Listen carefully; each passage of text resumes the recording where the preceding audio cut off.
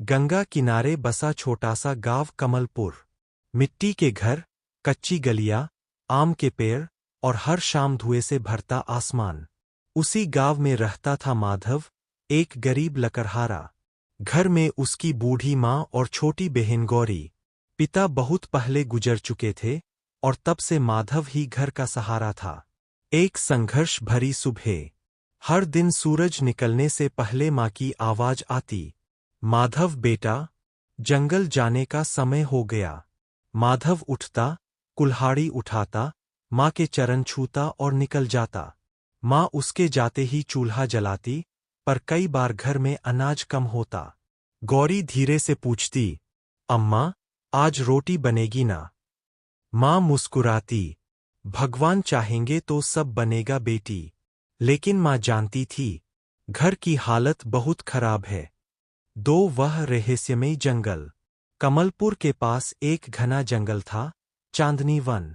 गांव वाले कहते थे वहां रात में देवियां, आत्माएं और यक्ष रहते हैं। कोई भी सूर्यास्त के बाद वहां नहीं जाता, पर मजबूरी इंसान से सब करवा देती है। उस दिन माधव देर से लौटा।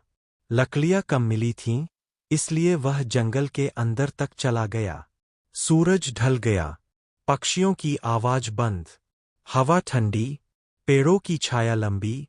तभी उसने देखा, एक प्राचीन कुआं, और उसके पास एक स्त्री।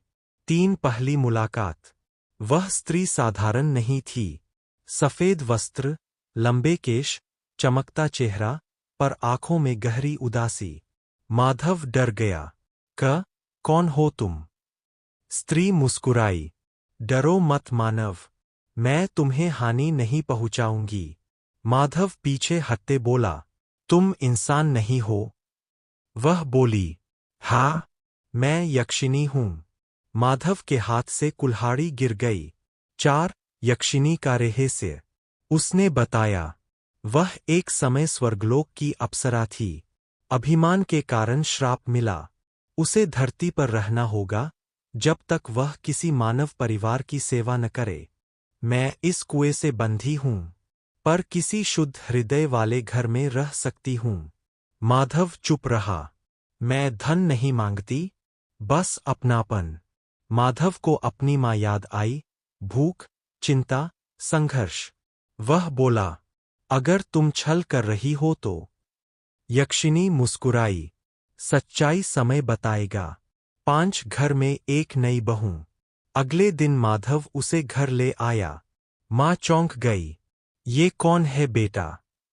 माधव झूठ बोल गया, जंगल में अकेली मिली, बेघर है, कुछ दिन रहने दो। माँ ने उसे ऊपर से नीचे देखा, फिर बोली, जिसे भगवान भेजे उसे ठुकराते नहीं। गौरी खुश, दीदी, तुम यही रहो। यक्षिनी की आंखें भर आईं। 6 चमत्कार शुरू। अगले ही दिन से घर बदलने लगा। खाली घड़ा खुद भर जाता।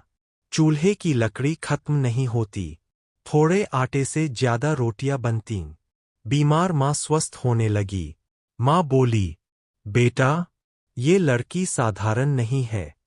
माधव चुप रहा। उसे सब पता था, पर डर भी था। 7 घर की लक्ष्मी। अब यक्षिनी घर संभालती। सुबह आंगन बुहारती, तुलसी में जल देती, माँ के पैर दबाती, गौरी को चोटी बनाती।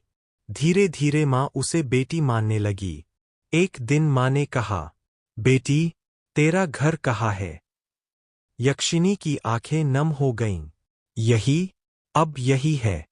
8 गांव वालों की शंका। गांव में चर्चा फैल गई। माधव के घर अचानक समृद्धि कैसे? वो लड़की कौन है? एक लालची बनिया भोलाराम ने जासूसी शुरू की। उसने रात को घर झांका, और उसने देखा, आंगन में चांदनी उतर रही थी, और वह लड़की प्रकाश में चमक रही थी। वह डर गया, ये इंसान नहीं। 9 लालच का जाल। भोलाराम ने गांव में अफवाह फैलाई, माधव के घर चुड़ैल रहती है। लोग इकट्ठा हुए।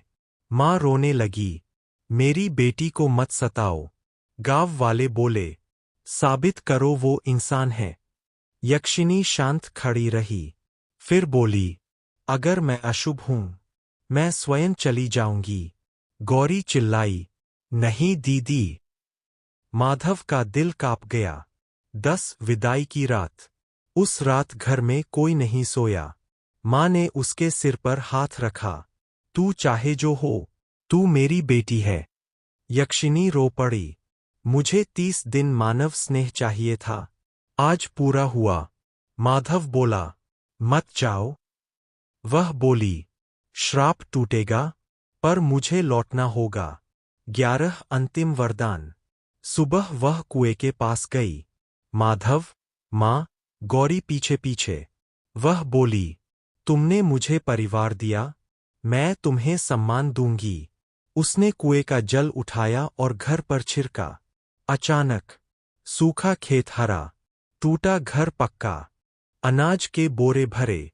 माँ रो पड़ी, बेटी। यक्षिनी मुस्कुराई। 12 सच का खुलासा।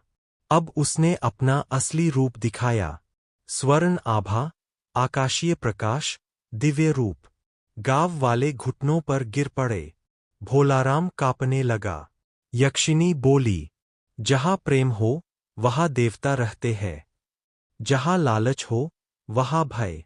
भोलाराम बेहोश हो गया। 13 आखिरी क्षण। गौरी उसका हाथ पकड़कर रोने लगी।